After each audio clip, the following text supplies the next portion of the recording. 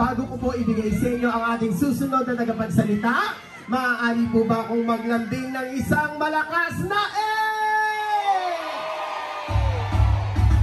At sa mga pagkakataon pong ito, isang malaking karangalan po para sa akin ang ipakilala ang isang leader na kahit kailan ay hindi tayo iniwan sa gitna ng laban natin sa pandemya. Ang isang leader na tunay na nagbigay ng pagmamahal, malasakit at kalinga at lalo't higit ang ating kaagapay sa oras ng ating pangangailangan. Ang batang galing sa hirap, nagsumikap. Ang batang Maynila, Yorme Isko Moreno Tomagoso. Real talk lang kami men. Meron kang gold pero broke ka pa rin. High stars at mga dope na women. Kung wala ka yan, pwede mo namang kunin. Wala kang malusot kasi madaming paraan. Pangarap maliit pag di ka kinabahan. Ayos siya, mausok ka.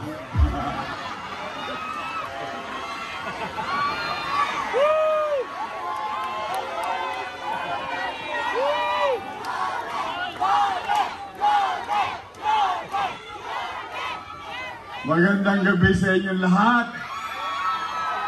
Mga batang San Miguel.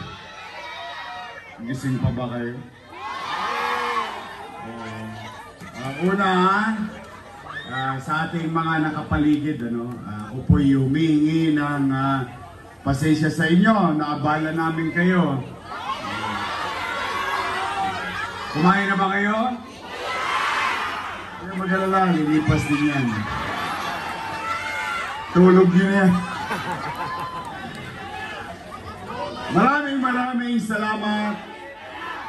Bumalik ka na! Bumalik ka na! Bumalik ka na! Sigurado ba kayong gusto nyo akong bumalik? Yes! Yes ka yes! Talaga? Yes! Alis ka siya! May bago Alis ka siya! Gusto ko yun Alis ka siya!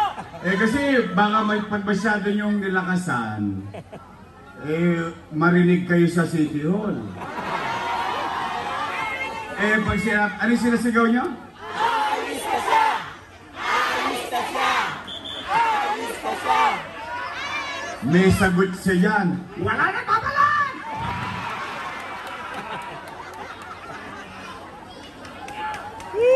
Alam ko, mapapatid yung link. Anyway, bago ako magsimula, nais ko lang batiin. Special mention lang yung ating mga lolo't lola, mga nanay, tatay ko, yung mga senior citizen. I love you. Yan ang pinaka-spoiled sa akin. At siyempre, yung mga nanay, tatay, mga batang Maynila, mga batang San Miguel, magandang gabi sa inyong lahat. Ulitin ko ang tanong ko, gusto nyo ba talaga akong bumalik? Kasi ayaw nila Nagagalit. Alis ka siya! Alis ka siya! Alis ka siya! Tingnan ninyo, kayo ang nagsasabing gusto nyo akong bumalik. Ako na may dinidinig ko lang yung panawagan ninyo. Ako'y nasigawan pa At nalulungkot ako dahil painit na painit ang panahon, painit din ang painit ang eleksyon. Akalain ninyo, ewan ko kung may napatawag na sa inyo dito, yung nagkaabutan ng isang bulig. Tapos 5 kilong bigas. Nangyayari, nalulungkot ako, Nay.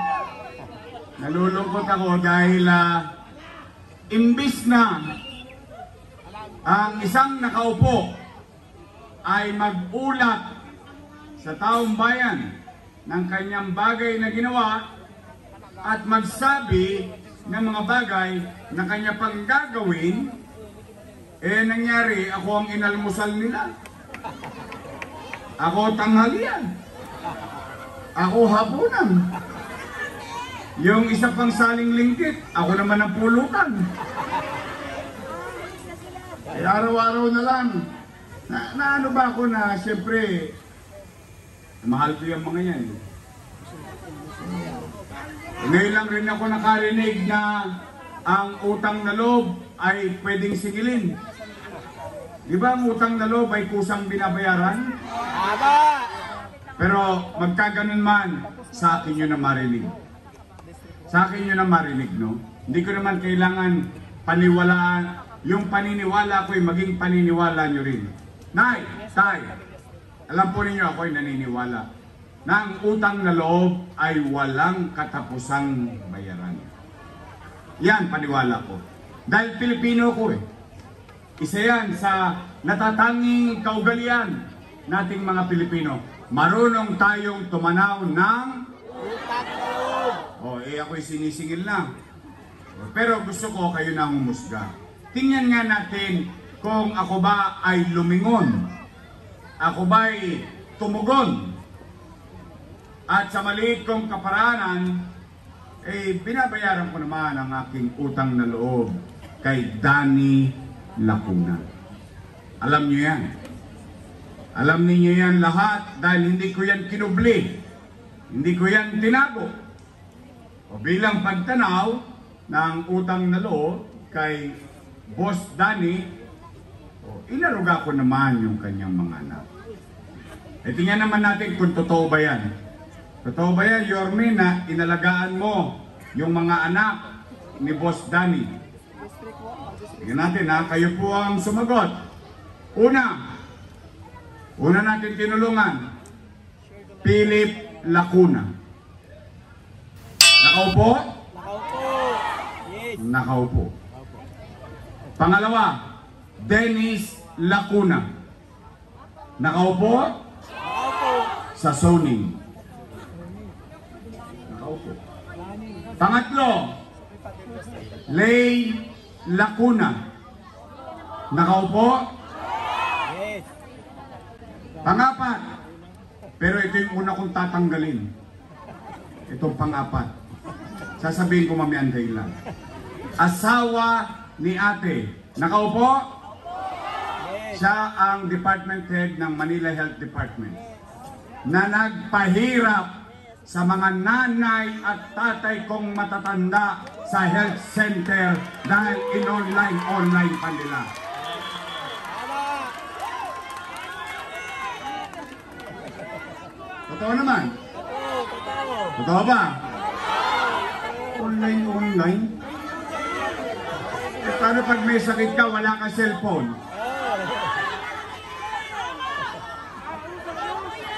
Tigo! Paalam na. May cellphone ka nga, wala ka naman load.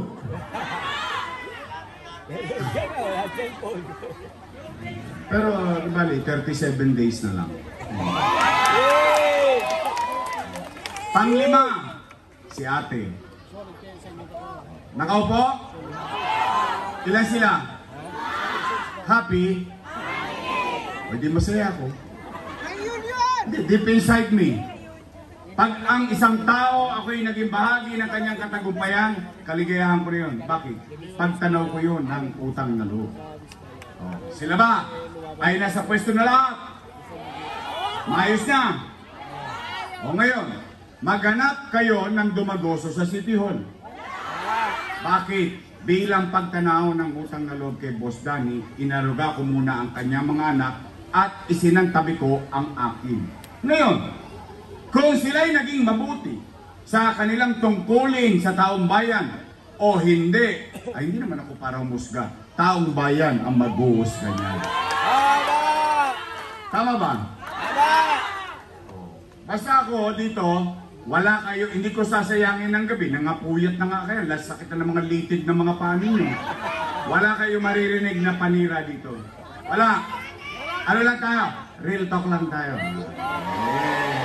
Dress by Mafia. Real talk lang kami men. Meron kang bars pero broke ka pa rin. Race cars at mga dope. Unang-una, ayaw ko rin kayo mag-away-away.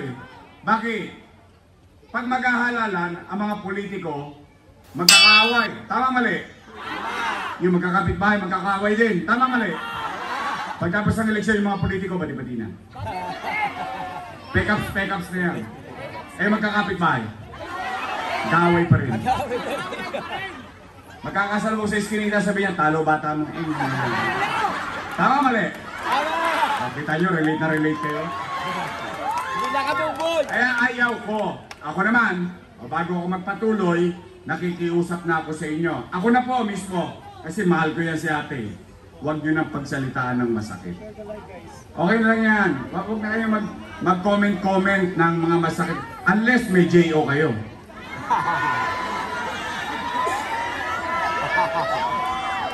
That's another story. Wala kayong J.O.? Sama-sama tayo ng J.O. Nay, Tay. Ang nakakalungkot, di ba? Bakit kailangan silang manira?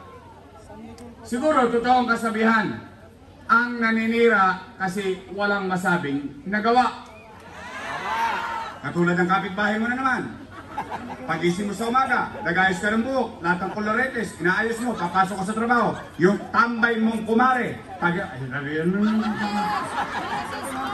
Mema, may masabi lang. Ikaw may trabaho, siya wala, pero marami siya sinasabi sa iyo. Tama, mali? O, dapat mag-report ka na lang sa taong bayan. O sige, dapat magkwento ka. O, tingnan natin. O, Nay, Tay, ano ba sinasabi nila? Si Yorme, marami, galing mo. Tama. O, kita mo, nakapakinig ka na. O. Si Yorme, maraming iniwang utang. Narinig yun yan? Narinig ko na rin. Sinabi ba nila yan? Napanood ko rin. O tingnan natin. Matatalino naman kayo. Saka ang mga leader, pangkalahatan na, as a matter of universal rule, dapat akuin mo ang bagay na ginawa mo. Huwag mong itatanggi. At hayaan mo ang taong bayan kang unawain kung tama ba o mali yung ginawa mo para sa kanila. Tama ba? Si Yorme, maraming iniwang utang. Nay, Tay, noong 2019, nung binoto ninyo akong mayor, wala kayong narinig sa akin na sinisi ko yung sinundan ko. Na walang iniwang pera. Wala. Mag-google kayo. Why? Because nung binoto niyo akong mayor, inatang ko na lahat ang responsibilidad noon. Ginusto kong mag-mayor eh. Alaws pera. Magrereklamo ako? Ginusto mo yan eh. Nagpaboto ka sa taong bayan eh. Tama, mali? O, anong ginawa ko? Nilinis ko Maynila. Kinalawit ko yung mga tulongges, yung mga snatcher, mga hold-upper. Natulog ng payapa ang taong bayan. Umaliwalas ang pamumuhay sa Maynila. Lumilipad na tayo, umangat. In fact, you can still Google this. Ginagaya na tayo sa buong Pilipinas. Yung pagdidisiplina, yung paglilinis. Naging national government policy. Yung clearing operation. Naalala niyo yun? Lumilipad na tayo. Boom! Nabangga tayo. Nagkaroon ng pandemya. Tanong, maulaan ko ba na magkakapandemya?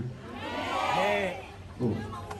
Anong epekto ng pandemya sa buhay ng tao? Wasak ang ekonomiya. Walang ekonomiya, walang trabaho. Walang trabaho, walang picha. Walang picha, walang chicha. Tama, mali? Oh. Pero Nay, ito ang kwento na may kwenta. Kayo, hanggang doon sa Kodli, dito sa Wakali, at sa Nangka, at lahat dito ng mga minamahal kong senior citizen, kayo ay testigong buhay. Dahil yung iba kong testigo, patay na eh. Wala akong magagawa, na-COVID eh. Pero kayo mga nangabuhay dito, ngayong gabi, dito sa San Miguel, kayo mismo makapagsasabi. Kahit kanino man, matangos ang ilong natin masasabi, na nung panahon ng pandemya, dito sa Maynila, walang nagutom sa lungsod ng Maynila. Totoo? Talaga? Baka sinacharot-charot ko lang ako. Anong meron tayo?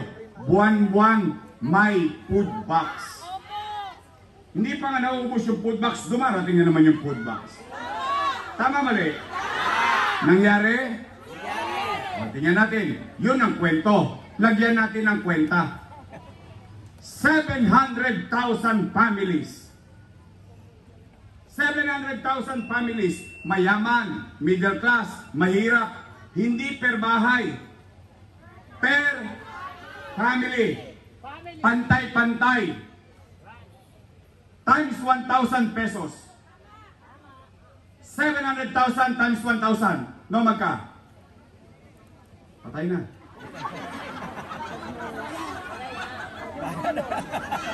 Ha? Hindi na makwenta.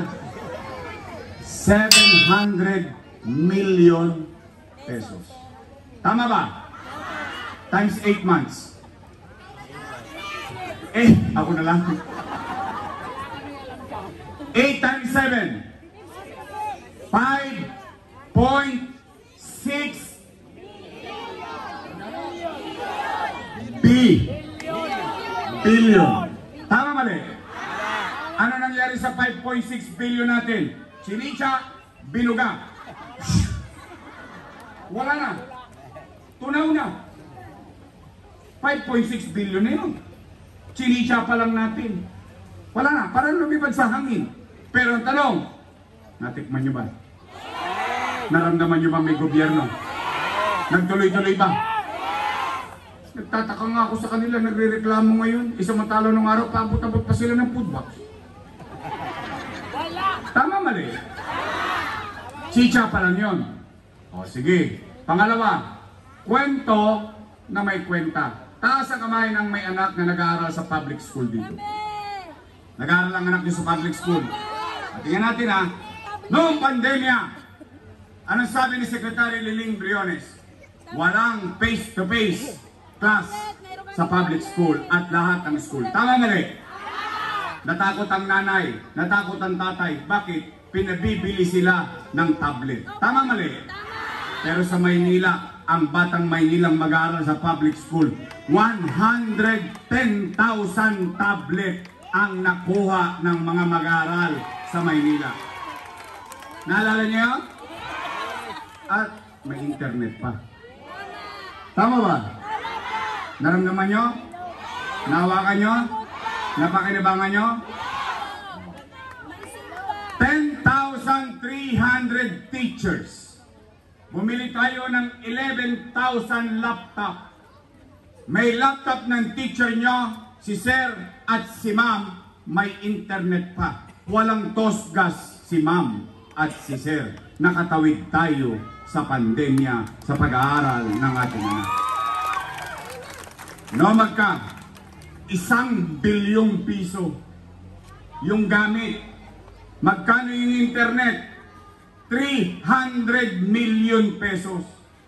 Pero salamat sa Diyos, nakatawid tayo. 5.6 plus 1.3. No, magka?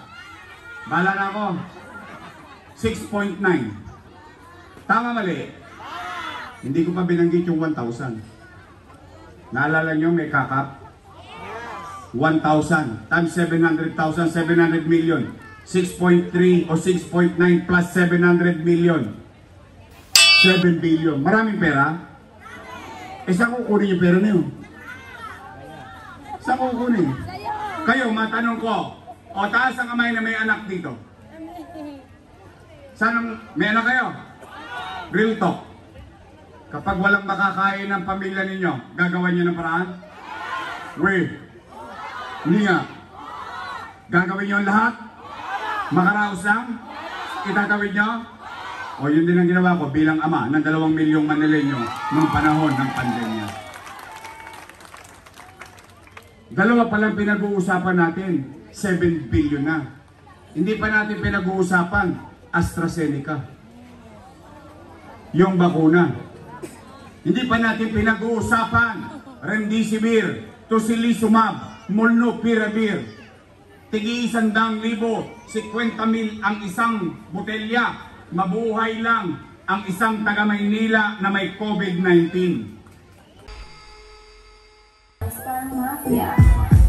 Real talk lang to my man.